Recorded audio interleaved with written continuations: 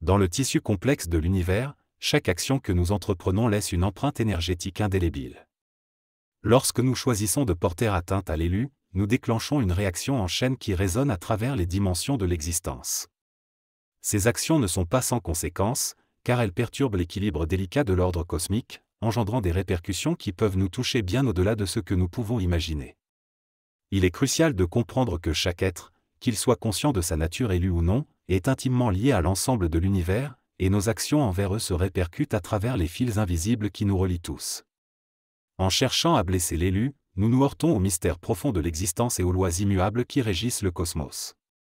L'univers est un écosystème énergétique où chaque particule, chaque être vivant, est en interaction constante avec les autres. Ainsi, lorsque nous tentons de nuire à un être élu, nous perturbons l'harmonie naturelle de cette toile cosmique, créant des distorsions qui se répercutent à travers le temps et l'espace. C'est comme jeter une pierre dans un étang calme, les ondes se propagent bien au-delà de l'endroit où la pierre a touché l'eau, affectant tout ce qui se trouve sur leur chemin. La spiritualité nous enseigne que nous sommes tous des êtres de lumière, des fragments étincelants de la conscience universelle. En portant atteinte à l'un d'entre nous, nous portons atteinte à l'ensemble de l'humanité et à l'ordre divin qui régit l'univers. Chaque être, qu'il soit élu ou non, mérite d'être traité avec respect et compassion, car chacun porte en lui la divine étincelle de la vie. En comprenant et en respectant cette vérité fondamentale, nous pouvons éviter de commettre des actes qui pourraient avoir des conséquences désastreuses pour nous-mêmes et pour les autres. La spiritualité nous rappelle également que tout ce que nous faisons revient vers nous, tôt ou tard. C'est la loi karmique, la loi de cause à effet, qui régit l'univers. Chaque action que nous posons, qu'elle soit positive ou négative, crée une réaction qui nous affecte directement.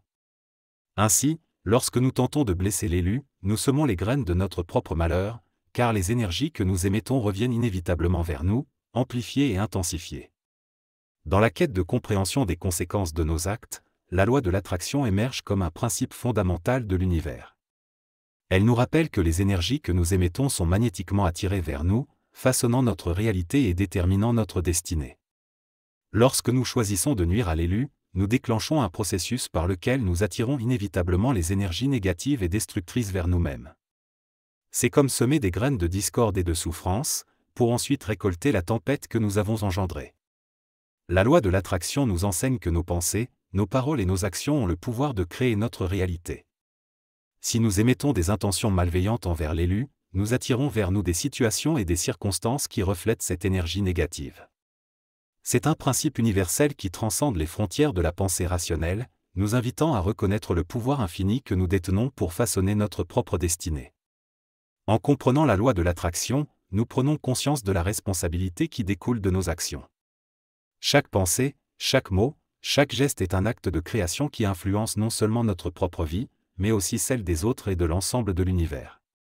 Lorsque nous choisissons d'émettre des intentions malveillantes envers l'élu, nous créons un vortex d'énergie négative qui nous entoure, nous attirant vers des expériences et des situations qui reflètent cette énergie destructrice. La loi de l'attraction nous rappelle également que nous avons le pouvoir de changer notre réalité en changeant nos pensées et nos attitudes. Si nous prenons conscience des conséquences de nos actions et choisissons de les remplacer par des intentions positives et bienveillantes, nous pouvons attirer vers nous des expériences et des situations qui nourrissent notre croissance et notre évolution. C'est un rappel puissant que nous sommes les créateurs de notre propre réalité, et que nous avons le pouvoir de transformer nos vies en choisissant de vibrer à des fréquences plus élevées. Dans notre exploration des conséquences de nos actes, nous sommes confrontés à un principe profondément révélateur, le miroir de l'âme. Ce concept spirituel nous enseigne que chaque interaction que nous avons avec les autres agit comme un reflet de notre propre être intérieur. Lorsque nous cherchons à blesser l'élu, nous projetons en réalité nos propres blessures et nos propres insécurités sur autrui, révélant ainsi les parties les plus sombres et les plus vulnérables de notre propre âme. Le miroir de l'âme nous invite à regarder au-delà des apparences extérieures et à reconnaître la divinité qui réside en chaque être humain. En portant atteinte à l'élu, nous n'agissons en réalité que contre nous-mêmes, car nous sommes tous interconnectés dans le vaste réseau de la conscience universelle.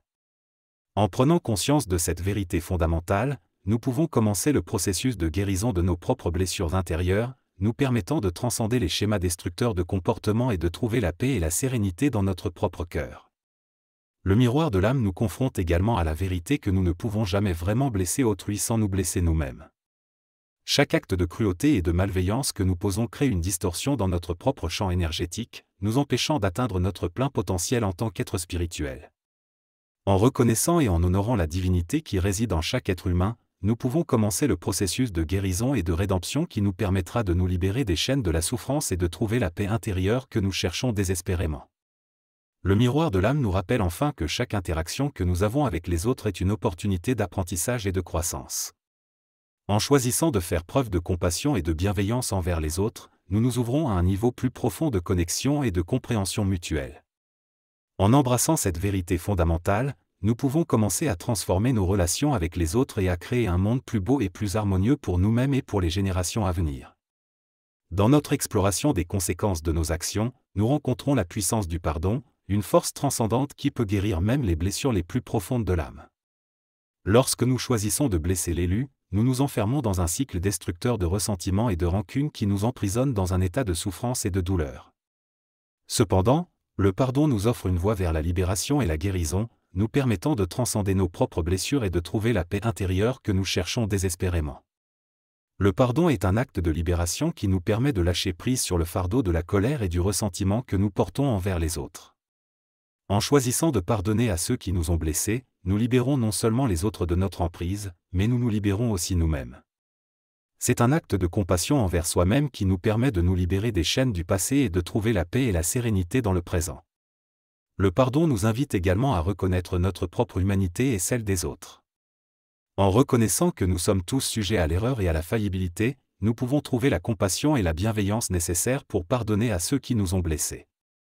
C'est un acte d'humilité qui nous permet de nous connecter avec notre propre cœur et de trouver la paix et la guérison dans notre propre être. Le pardon nous offre également une opportunité de croissance et de transformation. En choisissant de pardonner à ceux qui nous ont blessés, nous nous ouvrons à un niveau plus profond de compréhension et de compassion, nous permettant de transcender les schémas destructeurs de comportement et de trouver la paix intérieure que nous cherchons désespérément. C'est un acte de courage et de vulnérabilité qui nous permet de libérer notre cœur des poids du passé et de trouver la liberté et la légèreté de l'être. Dans notre exploration des conséquences de nos actions, nous découvrons la voie de l'amour, une force universelle qui transcende les frontières de l'ego et de la séparation. L'amour est la force la plus puissante de l'univers, une énergie vibrante qui imprègne chaque particule de notre être et chaque fibre de l'existence. Lorsque nous choisissons l'amour plutôt que la haine, nous nous alignons avec les vibrations les plus élevées de l'univers, nous permettant de nous élever au-dessus des conflits et des divisions de la vie quotidienne. L'amour nous invite à voir au-delà des apparences extérieures et à reconnaître la divinité qui réside en chaque être humain.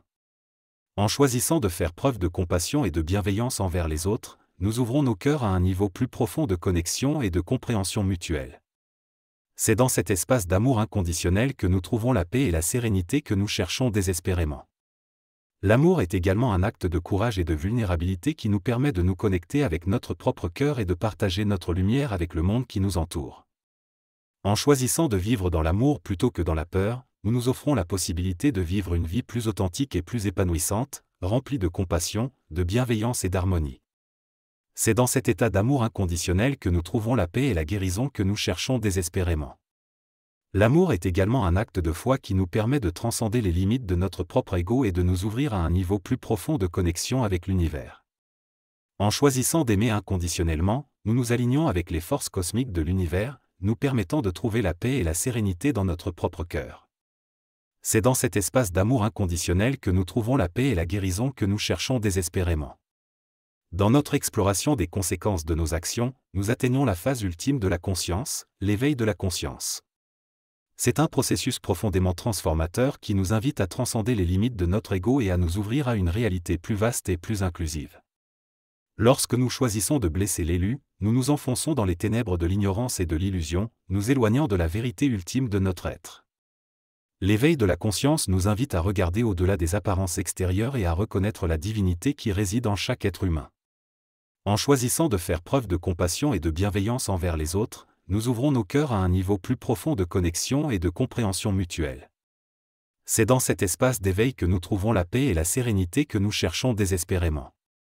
L'éveil de la conscience est également un processus de libération qui nous permet de lâcher prise sur les schémas de pensée et de comportement qui nous maintiennent prisonniers de la souffrance et de la douleur.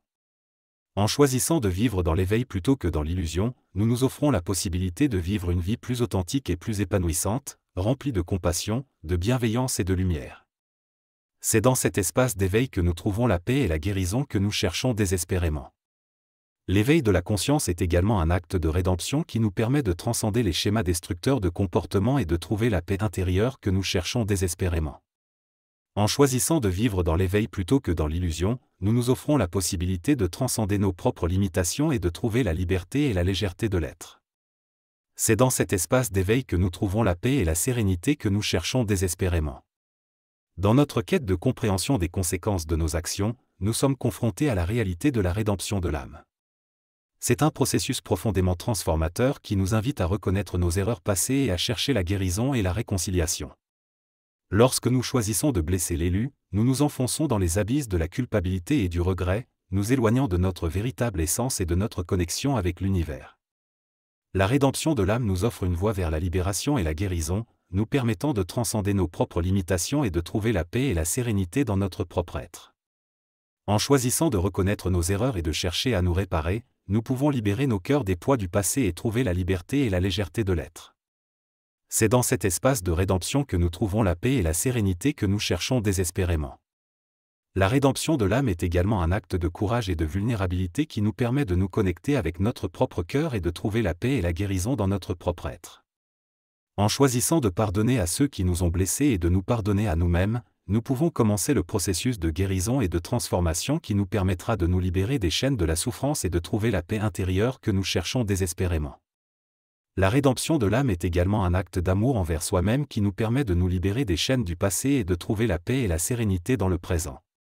En choisissant de reconnaître nos erreurs et de chercher à nous réparer, nous nous offrons la possibilité de vivre une vie plus authentique et plus épanouissante, remplie de compassion, de bienveillance et d'amour. C'est dans cet espace de rédemption que nous trouvons la paix et la sérénité que nous cherchons désespérément. Dans notre exploration des conséquences de nos actions, nous atteignons la dernière étape de notre voyage spirituel, le moment où l'élève devient le maître. C'est un moment de transformation profonde où nous réalisons pleinement le pouvoir que nous détenons pour façonner notre propre destinée et créer un monde plus beau et plus harmonieux pour nous-mêmes et pour les générations à venir. Lorsque nous choisissons de faire preuve de compassion et d'amour envers les autres, nous nous alignons avec les forces les plus élevées de l'univers, nous permettant de nous élever au-dessus des épreuves et des tribulations de la vie quotidienne. En devenant le maître de notre destinée, nous prenons conscience que chaque épreuve que nous traversons est une opportunité d'apprentissage et de croissance. En choisissant de faire preuve de compassion et de bienveillance envers les autres, nous nous offrons la possibilité de transcender les schémas destructeurs de comportement et de trouver la paix intérieure que nous cherchons désespérément. C'est dans cet espace de maîtrise que nous trouvons la paix et la sérénité que nous cherchons désespérément. Devenir le maître de notre destinée est également un acte de rédemption qui nous permet de transcender les schémas destructeurs de comportement et de trouver la paix et la sérénité dans notre propre être. En choisissant de faire preuve de compassion et d'amour envers les autres, nous nous offrons la possibilité de transcender nos propres limitations et de trouver la liberté et la légèreté de l'être. C'est dans cet espace de maîtrise que nous trouvons la paix et la guérison que nous cherchons désespérément. Devenir le maître de notre destinée est également un acte de foi qui nous permet de transcender les limitations de l'ego et de nous ouvrir à une réalité plus vaste et plus inclusive. En choisissant d'aimer inconditionnellement, nous nous alignons avec les forces cosmiques de l'univers, nous permettant de trouver la paix et la sérénité dans notre propre cœur. C'est dans cet espace de maîtrise que nous trouvons la paix et la guérison que nous cherchons désespérément. En fin de compte, devenir le maître de notre destinée est un processus profondément transformateur qui nous permet de transcender les limitations de l'ego et de nous ouvrir à une réalité plus vaste et plus inclusive. En choisissant de vivre dans l'amour plutôt que dans la peur, nous nous offrons la possibilité de vivre une vie plus authentique et plus épanouissante, remplie de compassion, de bienveillance et de lumière. C'est dans cet espace de maîtrise que nous trouvons la paix et la sérénité que nous cherchons désespérément.